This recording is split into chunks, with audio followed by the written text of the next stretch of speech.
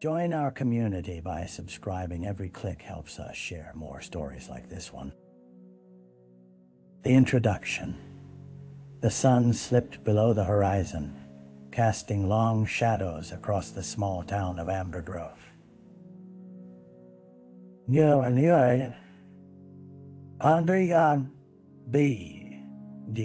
Known for its picturesque landscapes and tightly knit community, it was a place where doors were left unlocked, and neighbors would stop by for a friendly chat over sweet tea. But beneath this quaint exterior lay an undercurrent of tension that few dared to acknowledge. Jenny Morrell, a 28-year-old art teacher at the local high school, made her way home from a late meeting at the school. She walked the familiar route, her footsteps echoing softly on the cracked pavement. The sounds of crickets filled the air, a rhythmic backdrop that provided a deceptive sense of safety. Little did anyone know that this seemingly peaceful evening harbored the seeds of violence. As she approached her home, she noticed the front porch light flickering like a caution sign warning her of the unexpected. Cautiously, she pushed the door open, its familiar creak mingling with the sounds of the night.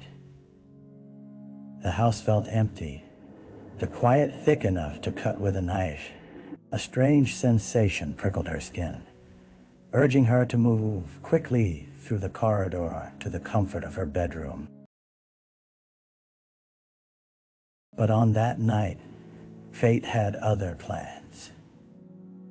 When her phone buzzed a simple message from a friend, she felt an eerie chill run down her spine. Jenny was unaware that this evening, which promised routine and normalcy, was about to unearth hidden fears and buried secrets that would forever alter her perception of safety and community. As she settled onto her bed, her mind began to race with thoughts that felt oddly out of place in such a familiar setting.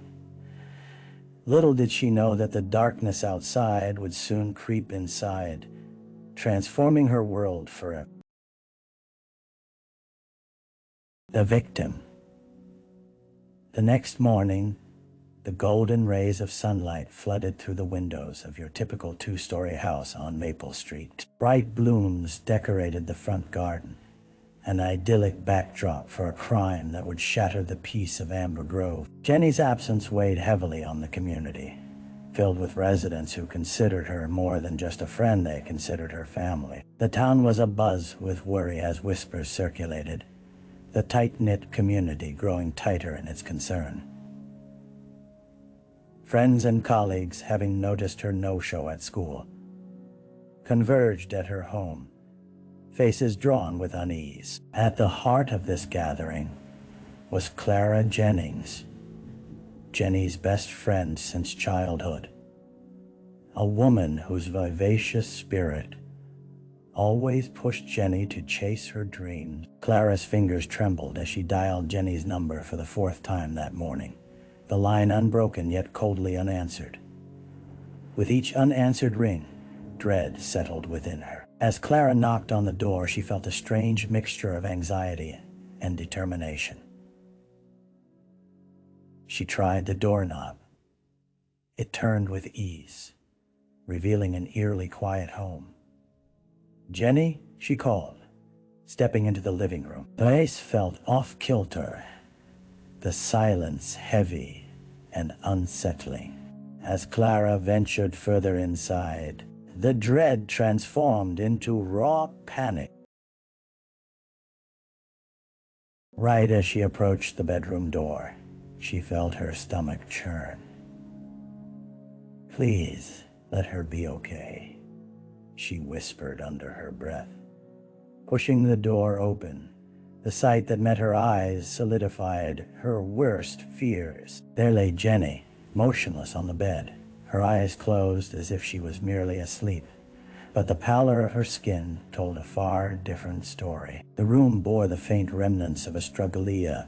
Beaded bracelet lay shattered on the floor, scattered pieces glimmering in the morning light like stars fallen from the night sky. Clara's heart raced as she backed away into the welcoming shadows of the hallway, calling out for help, the echoes of her cries reverberating through the house. Unbeknownst to her, the peaceful facade of Amber Grove was about to be dismantled by the terrible truth that lay within these four walls.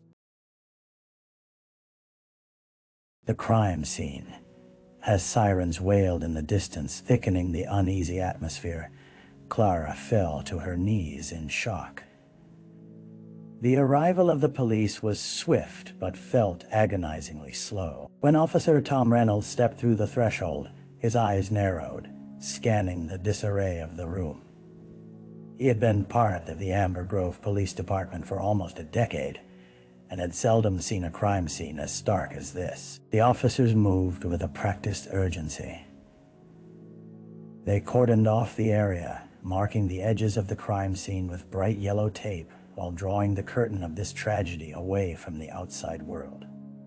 Outside the house, onlookers gathered, their murmurs growing louder, words like murder and what happened punctuated the tension that filled the air. As the crime scene investigator, Detective Lisa Reynolds' no relation to Officer Tom entered, she felt a wave of familiarity intermixed with dread wash over her. Though she had seen death before, the personal connection heaved a weight on her chest. Lisa recognized the sporadic scattering of Jenny's belongings. The overturned chair, the fallen books, a chaotic marionette performance of the life that had just been pulled from the stage. Focusing her attention, Lisa began the meticulous process of documenting every detail.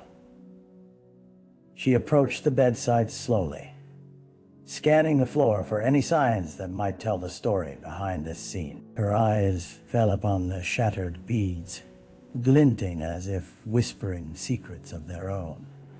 "Officer," she called, glancing toward Tom, "get me a list of Jenny's recent contacts. We need to know who might have had access to." He nodded, noting the gravity of her tone. As Lisa moved about the room, taking photographs and collecting evidence, she tried to visualize the moment before, a snapshot of a life now cut short. All the familiar objects surrounding her, the unfinished canvas in the corner, the vibrant artwork hanging haphazardly on the walls, transmuted into harbingers of sorrow. No one knew who had committed this crime against a beloved member of their community. But Lisa was determined to find the truth lurking in the shadows and behind the smiles that masked the grief. Jenny's life was over. Yet the ripples of that cruel act would echo through Amber Grove, leaving everyone to question the safety of their once peaceable existence. The early investigation. In the quiet aftermath of the chaos, the scene inside Jenny's home was no longer just a site of tragedy. It became the focal point of a nascent investigation. Detective Lisa Reynolds, with her keen instincts and unwavering determination, knew that time was of the essence. Every minute that passed blurred the line between finding justice for the victim and letting the perpetrator slip farther into obscurity. Having gathered the initial evidence, the team transitioned into the more complex phase of their inquiry. As Lisa reviewed the photographs taken from the scene, she began constructing a timeline, piecing together the fragments of Jenny's last moment. Jenny's personal life was a web of connections that encompassed family, friends, and acquaintances.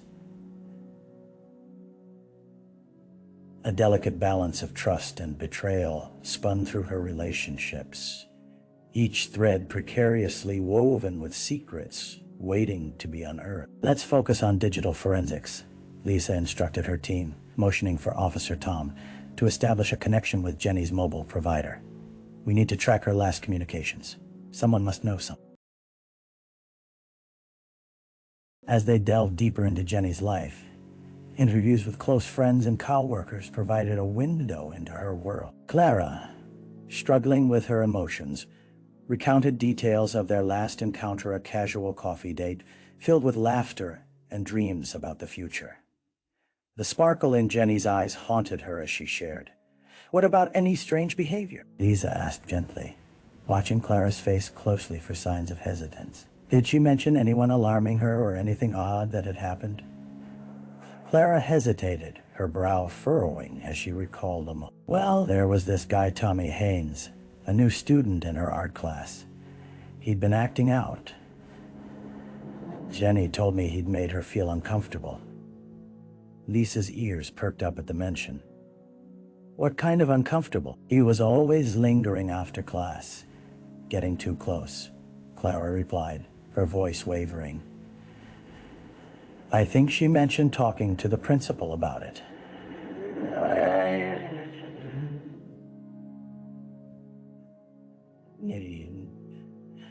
I just never thought. As Lisa noted Clara's every word, she couldn't shake the feeling that this Tommy character held more significance than a passing nuisance. Noticing the unease that washed over Clara, she dialed her focus back to finding Anne. The longer it took to piece together Jenny's final days, the more the weight of the truth hung in the balance, teetering on the edge of discovery, a truth that might expose far more than just the identity of a killer. The dead ends. The investigation quickly took on a labyrinthine quality. While the initial leads had seemed promising, each bit of information led down winding corridors that ended in darker uncertainty. Detective Lisa Reynolds found herself resorting to a patchwork of disjointed stories and fragmented truths. Tommy Haynes, the new student, was summoned for questioning. He arrived at the station, nervously tugging at the sleeves of his oversized hoodie, with eyes darting like a trapped animal. What should have been a straightforward interview spiraled into a quagmire of evasions. "I don't know why she would talk to me," he stammered, his voice quaking. "I just wanted to learn." Lisa sensed an instinctual cowardice about him, but her questions stirred only bewilderment. His alibi on the night of Jenny's death wavered like a flicker in the wind. One moment he was attending a friend's house party. The next he claimed to have lost track of time. The inconsistencies painted a concerning portrait, yet without concrete evidence, he was merely a wisp of suspicion. Days turned into a frustrating blur.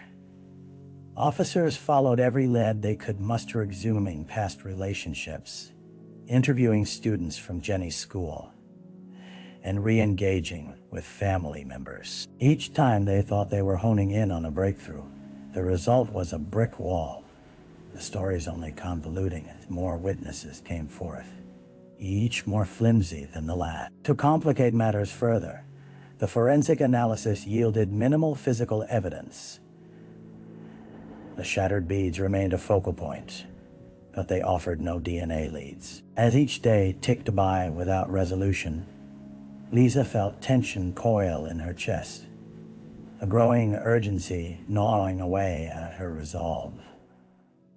Rumors enveloped the town as fear festered, people casting glances over their shoulders amid their daily routines. The victim of a violent crime had been someone each townsperson thought they knew intimately, and they reconsidered their own proximity to such horror. The darkness creeping into the atmosphere thickened with every dead end, a shroud of unease mirrored by Lisa's own mounting frustration. Striking a balance between being thorough and expeditious weighed heavily on her mind. Somewhere within Amber Grove, the truth lay lurking, while she and her team wrestled the shadows tugging at their every move, the lighter strands of hope now fraying into desperate threads. A break in the case. As the investigation appeared to shift into an unyielding cycle of dead ends, Detective Lisa Reynolds refused to concede to despair. Just as daylight seemed irretrievably distant, fate intervened with a startling twist, an anonymous tip. It came in late one evening, a voice trembling over the phone, echoes of uncertainty lacing every word. "I saw something the night Jenny was killed." Lisa straightened, her pulse quickening as she jotted down details. The caller lived just a few blocks away, a teenager named Rachel, who claimed she had been out walking her dog around the time of the murder. "I thought I saw someone lurking near her house. I can't be sure, but it was it. It was a guy within hours." Lisa led a team to Rachel's home. The city's tranquility disrupted by muted excitement. Rachel, now a rapidly fraying ball of nerves, recounted how she had spotted a hooded figure crossing the street, moving quickly, almost as if trying to blend into the shadows of the night. Flashlight flickered from the figure's hand, illuminating the path, momentarily revealing the stranger's face. His hair, Rachel's voice quaked, her legs bouncing nervously as she grasped her dog's leash. It was dark. "I couldn't see much, but I think it was someone from her school." With a shaky promise to support her while reviewing security footage from nearby homes, Lisa felt a renewed sense of purpose in her gut. As the hours wore on, they combed through fragmented images, relying on Rachel's recollection to put together the pieces. The digital footage, though grainy, captured movement on the street adjacent to Jenny's home, an erratic figure who appeared fragmented in the flickering light of passing street lamps. With every pixel scrutinized, Lisa's heart raced as blurry silhouettes danced across the screen. Suddenly, a similar hooded figure took shape. Movement paused momentarily before darting out of frame. That could be him. Lisa pointed, her instincts whispering in unison with reason. "Let's cross-check this with the recent school records." That one breakthrough sparked the possibility of more. They began to connect dots that had previously remained unreachable. As Tom Haynes resurfaced on their radar, Lisa couldn't shake the sensation that the labyrinth had finally begun to yield. She was on the cusp of something significant, a chance to tie the threads of fate together and illuminate the darkness that had engulfed Jenny's story. With adrenaline surging, she raced to piece together who this stranger might be, knowing that the truth would soon come into view. The suspect, with the reality of a potential lead igniting the urgency within the Amber Grove investigation. Detective Lisa Reynolds found herself sifting through mounting evidence, connecting patterns that had previously eluded her grasp. The grainy footage had set the gears of suspicion firmly on Tommy Haynes. But as they delved deeper, the revelations began to unfold with unsettling clarity. Tommy, the troubled new student in Jenny's art class, had been scrutinized in a different light. While he initially appeared harmless, merely an insecure teenager, there was a palpable rage simmering just below the surface that Lisa discovered through interviews with students who knew him. Rumors circulated about his volatile reactions and emotional struggles, a simmering undercurrent masked behind his meek demeanor. As classmates recounted moments that had revealed a darker side, two names popped up repeatedly: Kevin and Mark, Tommy's friends who, it turned out, had an acrimonious relationship with Jenny. It was alleged she had rejected Kevin's romantic advances weeks prior, a slight that had been met with petty retaliation. Those whispers of jealousy cast a wider net of suspicion around Tommy, who desperately sought acceptance and would do anything to fit in. When a fellow student revealed that Tommy had recently become more withdrawn and aggressive, it clinched the tightening noose around him. Lisa knew they had to confront him again, the breadth of their investigation now encompassing not only his alibi, but the distinct behavior of his friend. A meeting was arranged at the police station, and as Tommy entered, head down and hands stuffed deep in the pockets of his hoodie, Lisa felt that familiar knot of tension in her stomach. She greeted him warmly, blending professionalism with understanding, trying to coax him into revealing more. "Tommy, we know Jenny was troubled by your persistent presence in her life, and we understand, and she spoke to people about it. Can you explain?" Tommy's eyes flickered with fear and defiance. "He didn't do anything," he stammered, the weight of accusation barreling down on him. "I just wanted to be her friend." Lisa leaned in, sensing the cracks appearing in his bravado. "We have information suggesting that some of your friends might not have taken her rejection lightly. It's essential we understand the full picture, Tommy. Were you alone that night?" Caught off guard, Tommy hesitated. I wish I had been. I didn't want anyone to get hurt. I just wanted to belong," he confessed, tears welling in his eyes. With his admission and the realization of the potential involvement of his friends, Lisa grasped a tangible thread connecting the suspect to the victim. This was more than an isolated act of aggression.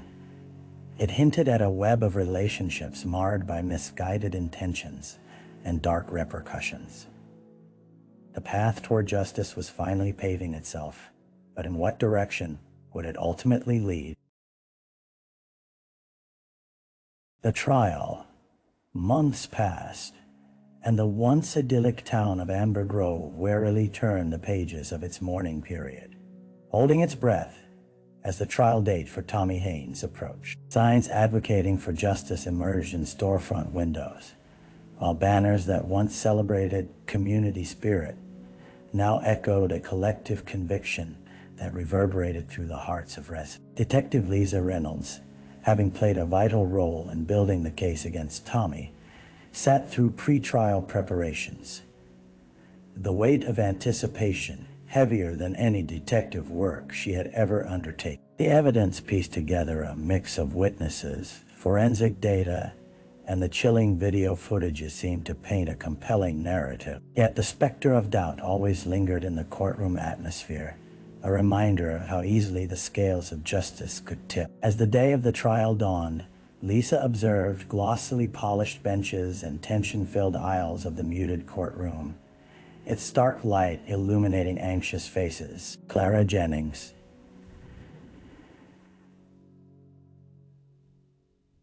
Jenny's best friend, sat in the front row, her eyes locked with Lisa's.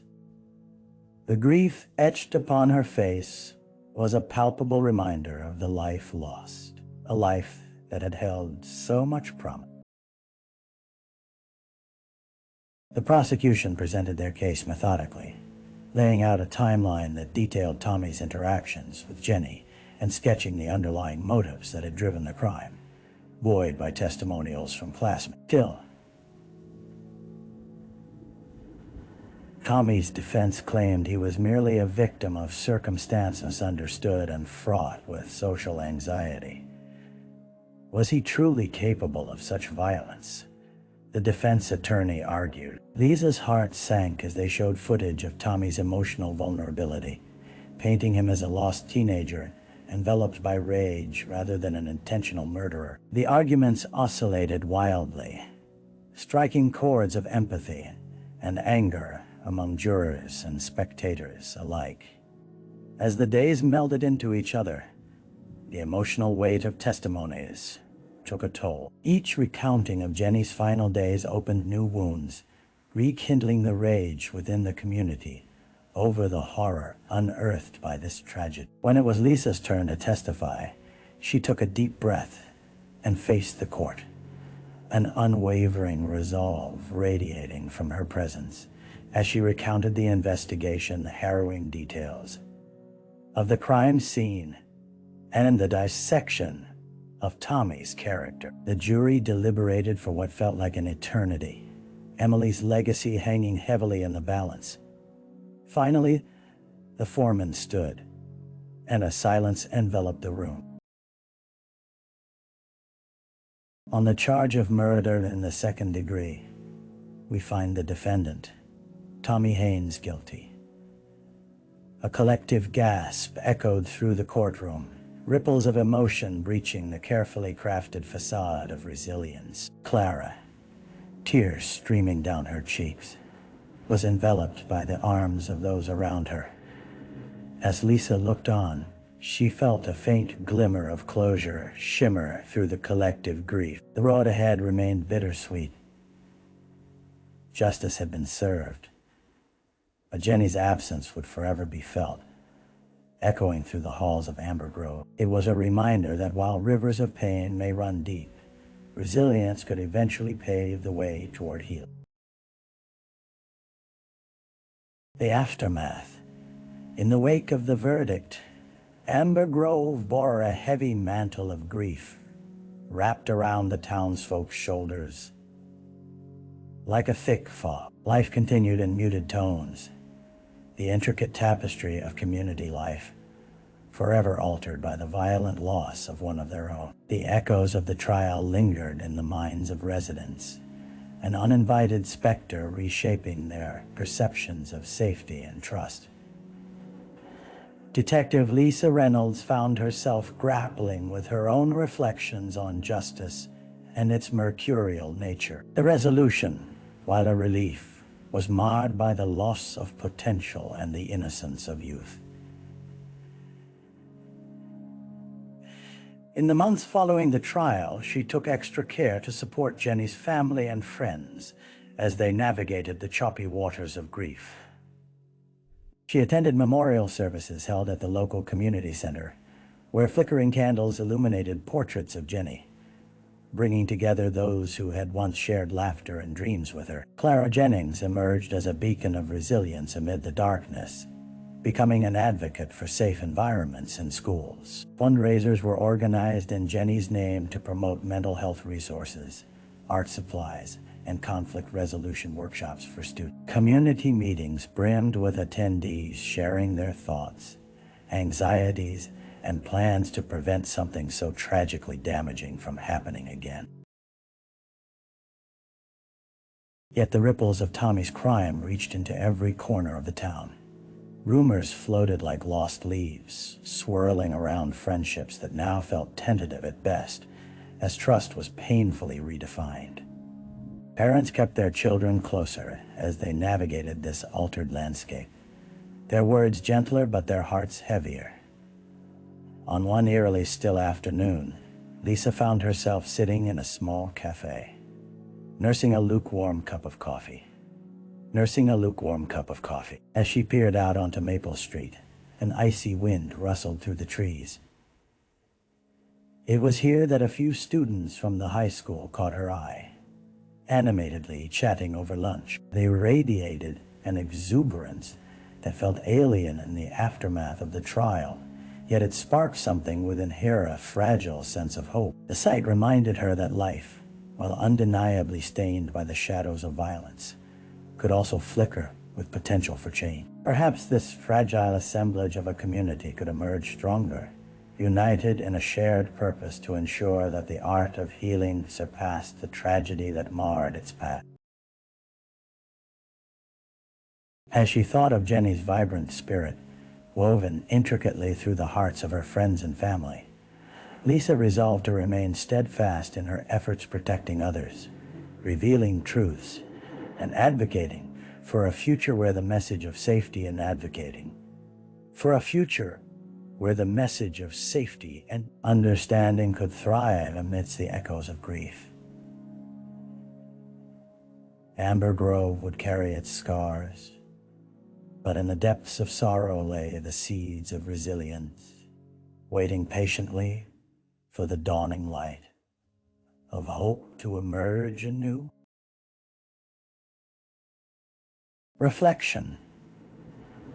Weeks turned into months, and the shadows that loomed over Amber Grove began to fade.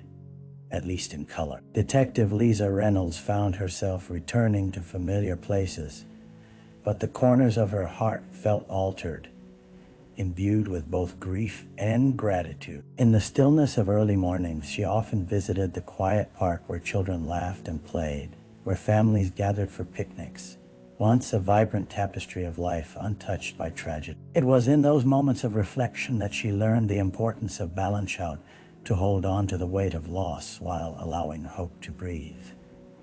Jenny Morrell's spirit lingered in the whispers of the trees and the laughter that danced through the air. Lisa discovered solace in fragmented moments, recalling Jenny's vivid art that had sparked the imagination of her students. She volunteered at community art sessions that honored Jenny's creativity, encouraging children to express their fears and dreams through colors and strokes. The healing power of art became a conduit, freeing the townspeople from the shackles of sorrow. Through these efforts, Lisa sought to forge connections where fear had once reigned, believing in the vital need to foster understanding and connection among the youth. The journey toward healing felt far from complete, but as hope blossomed in the hearts of Amber Grove's residents, they transformed their pain into purpose, gradually stitching together the fabric of their community. In moments of solitude, Lisa reflected on the fragility of life and the uncontrollable chaos woven within it. The lessons learned from this tragedy echoed fiercely. They served as a reminder that even in the darkest of times, love, resilience, and the pursuit of understanding could illuminate the path ahead, a testament to a community refusing to let tragedy define their future.